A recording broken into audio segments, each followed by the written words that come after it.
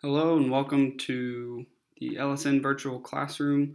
Today we're going to look at our second lesson in Unit 6, which is Government Policy and the Market. And today we're going to focus on how we measure the economy. So in this lesson we're going to look at a few different tools that economists use to measure the health and growth of the economy, things like GDP, CPI, and the unemployment rate. Some of these may be new concepts, some of these maybe you've heard of in passing, watching TV or the news, especially recently. But these are going to be the types of things that economists use to get an overall picture of the health of the economy. So we're going to start with GDP, which is gross domestic product. And gross domestic product is the total market value of all goods and services produced in a country in a year.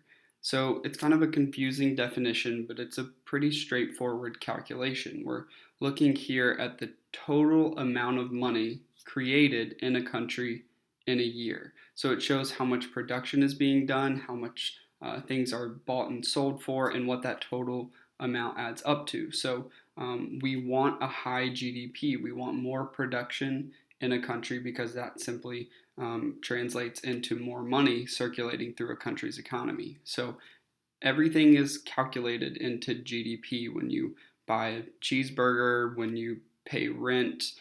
Every piece of wealth that's created in a country in a year is calculated into GDP. Currently in the United States, our GDP is over $20 trillion, which is the largest GDP of any country in the world. In fact, it makes up about 17% of the entire world's economy. GDP has grown over time, and we do expect GDP to grow every single year. Just to give you an idea of how drastic those changes can be when we look at them in over long periods of time. In 1960, GDP was at about $543 billion, and then 30 years later, up to $6 trillion. Another 30 years later, we're up over $20 trillion. So it does increase year to year, and it increases pretty drastically. So GDP is a very helpful tool when we're looking at macroeconomics, when we're looking at things on the large scale, but it can be a little misleading if we're looking on the individual level. If we zoom in a little bit and try to get an idea of how well people are doing in a country, what we want to use instead is something called GDP per capita. And that just simply means GDP per the amount of people in a country. So to get this calculation, it's pretty simple. You take the total GDP and you divide it by the number of citizens in that country. So if we take our calculation of the total number of our GDP, which is over $20 trillion, and we divide it by the number of people in our country, which is about 325 million people, we get a GDP per capita of almost $60,000. So like we said, we want GDP to grow every single year because that shows a healthy and growing economy. And we actually expect GDP to grow every single year. And for the most part, that's been the case for as long as we've been keeping track of it, with a few important exceptions, like between 1929 and 1933, that period known as the Great Depression, we actually saw GDP decrease every single year in that time frame. And also a more recent example in your lifetime, between 2008 and 2009, we saw GDP decrease during that period of economic recession. Sometimes GDP and that growth of GDP can be a little misleading as well because it doesn't take into account inflation. And if inflation is running, then obviously GDP is growing and the economy is expanding. But to get a better picture of how much GDP is actually shaping and impacting growth in the country, economists will often use something called real GDP, which is another calculation that simply takes into account inflation into that GDP growth rate. And speaking of inflation, that's another one of our economic indicators. Inflation is the rate at which prices for goods and services are rising and purchasing power is falling.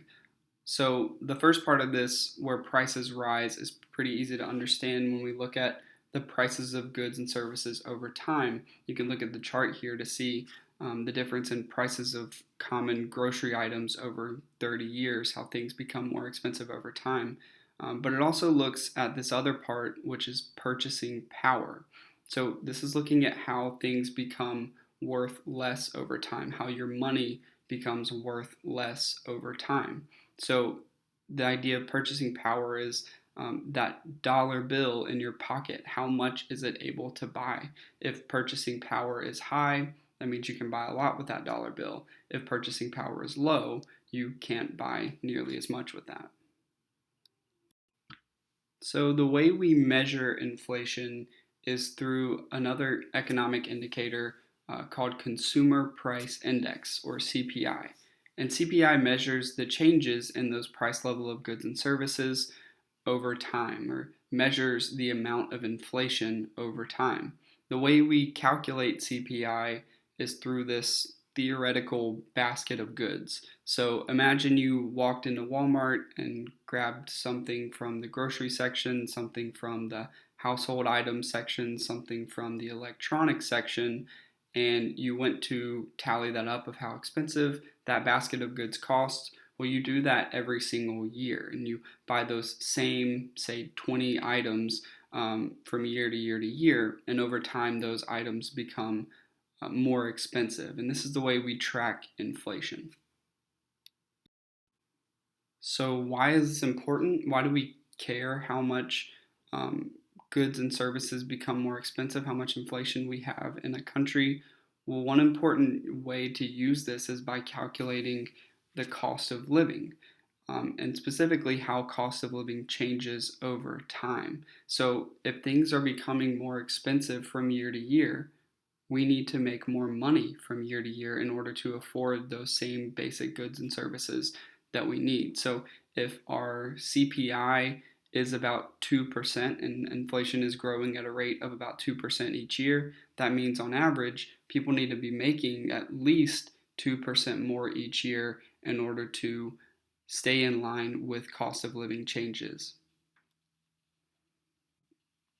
Our last economic indicator is the unemployment rate. It's the number of people in a country that are looking for work and cannot find work. So it's the total number of people who can't find jobs who want jobs. To be included in this unemployment rate, you have to meet these criteria. You must obviously not have a job, but you also must be able to work and be trying to find work. So if you choose to sit in the basement and play video games, you are not counted as unemployed. It's for people that are actively seeking gainful employment. A good unemployment rate, a healthy unemployment rate, is usually estimated to be about 4 to 6%. That means that there's enough competition in the market where people can be selective of the workforce, but most people who are trying to find a job can find a job. And for the last year or so, our unemployment in the United States has been really good. And unemployment rate has been very low as 3.6% at the beginning of this year, which is a good thing. Obviously, in the recent times, people are losing jobs left and right in tourism and restaurant industries due to the global pandemic. So we're expecting unemployment to increase pretty drastically. Some estimates put it as high as 17% in the next few months as those data and statistics start to come out. So those are our basic economic indicators that we use. We use gross domestic product to measure the overall growth of an economy, the overall wealth of the economy. We use CPI to measure inflation, and we use unemployment rate to measure how many people are looking for work who cannot find work, which gives us a picture of the health of the economy. So now that we've covered some of our basics of economics and some of our basics of how governments interact with economics and the market, we're going to move to practicing these ideas a little more. So You'll see this BCR posted in Teams. It'll be posted for 7th and 8th period on Tuesday. It'll be posted for 1st, 2nd, and 3rd period on Wednesday. But this is the BCR that we're going to be looking at the type of economy the United States has and how this will be used to interact with and regulate the economy. Thanks for watching.